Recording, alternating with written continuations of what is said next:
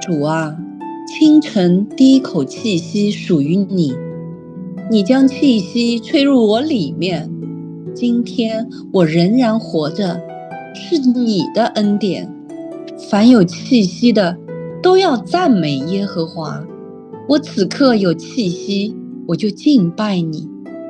愿我今日所吸入的每一口气，都充满圣灵的同在。愿我所呼出的每一口气，都成为感恩与赞美。在我进入世界之前，让我先进入你的同在。这一口气属于你，这一天属于你，我也属于你。奉主耶稣基督的圣名祷告，阿们。